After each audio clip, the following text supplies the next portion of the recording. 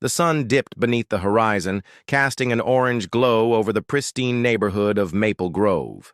It was a picturesque setup, quaint houses lined with manicured lawns and children playing freely while parents chatted amiably. But beneath its suburban facade lay a peculiar undercurrent of conformity that quickly revealed itself to new residents like me. I had recently moved into Maple Grove, excited about the promise of a quiet community. As I unpacked my boxes, the Homeowners Association, HOA, had just announced a controversial rule. All residents were to remove their curtains. "Let the light in," they proclaimed, emphasizing the need for transparency and uniformity in the neighborhood. At first, I shrugged it off. It seemed trivial, a quirky HOA decision designed to maintain aesthetic harmony. Yet as days turned into weeks, the absence of curtains began to feel more like a coercive measure than a benign request. I felt exposed, and it unnerved me.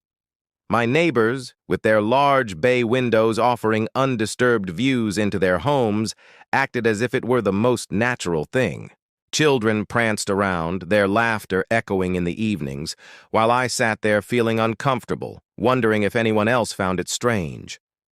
At night, the glow of their living rooms illuminated the darkness, revealing snippets of their lives, but leaving me to the shadows. One night, I decided to take a walk, hoping to understand the neighborhood and perhaps find some camaraderie among my neighbors. As I strolled past the McAllister's home, I glanced through their window. There I saw them gathered around the dining table, looking tense, whispering among themselves as if sharing secrets. It struck me as odd, but I dismissed it, chalking it up to neighborhood quirks. The next night, curiosity got the best of me again. Peering into the Johnsons' window, the discomfort grew. The lights flickered as sounds of hushed voices murmured in the background. This time, an eerie sensation gripped me, but I simply brushed it aside, convincing myself I was overthinking everything. Tension mounted as the days passed without improvement. My discomfort turned into sleepless nights and restless evenings spent watching my neighbors through their luminous windows. I began to observe patterns. While families dined or relaxed at the same hour, there were oddities too. Strange rituals performed under the cover of darkness, hushed gatherings that began after the sun set. One evening, propelled by dread and curiosity, I decided to investigate further. Armed with nothing but a flashlight and my racing heart, I crept outside. The moonlight cast shadows across the lawns, and the cool night air engulfed me. I wandered toward the center of the neighborhood, where the HOA held its meetings.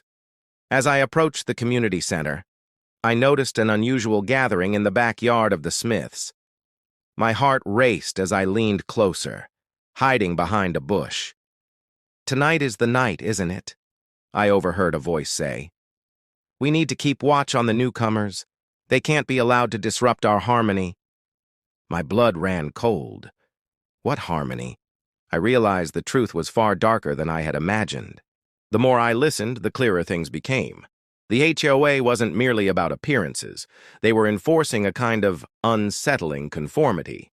I had unwittingly become part of a neighborhood that strived to eradicate individuality.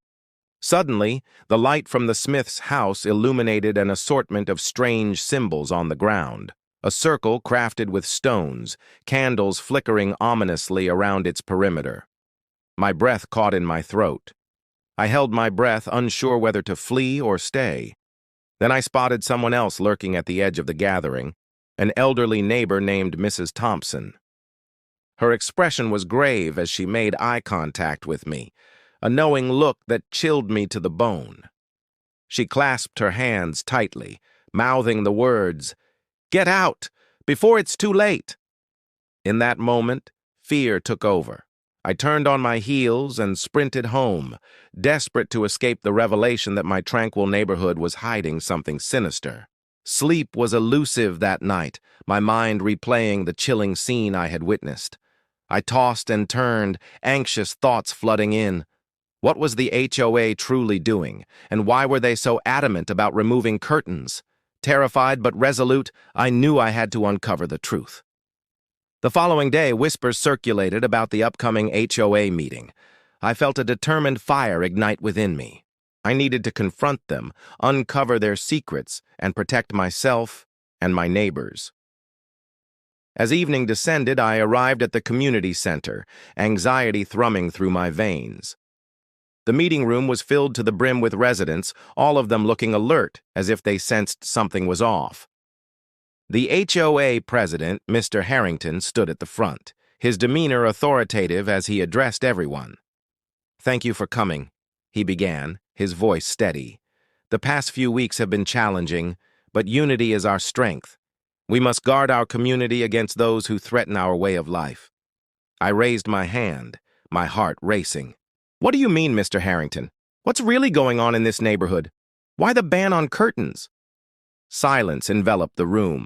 Eyes turned toward me, their expressions a mix of shock and disdain. But before Mr. Harrington could respond, Mrs. Thompson stood up.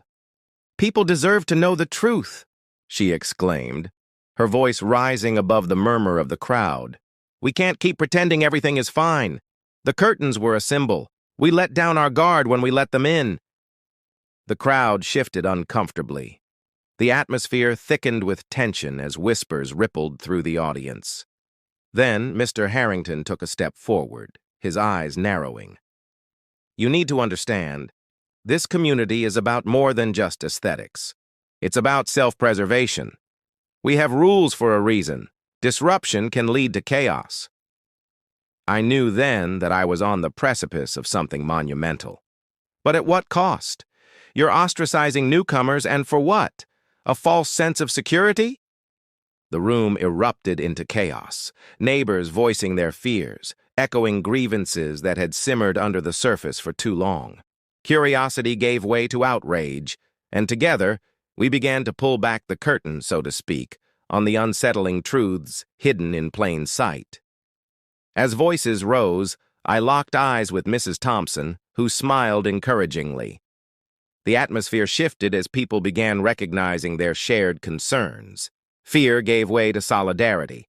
In a triumphant moment, they voted to address the rules and hold open discussions about what it meant to be a community. That night, as I returned home, I glanced at my windows. The world outside felt different, less daunting, more alive. I had faced the darkness lurking behind my neighborhood's facade, and we had taken the first steps toward healing together. But as I turned off the light and prepared for bed, I couldn't shake the unsettling thought. What else lay behind those windows, hidden by their polished exteriors? The truth still lingered, haunting me in the silence.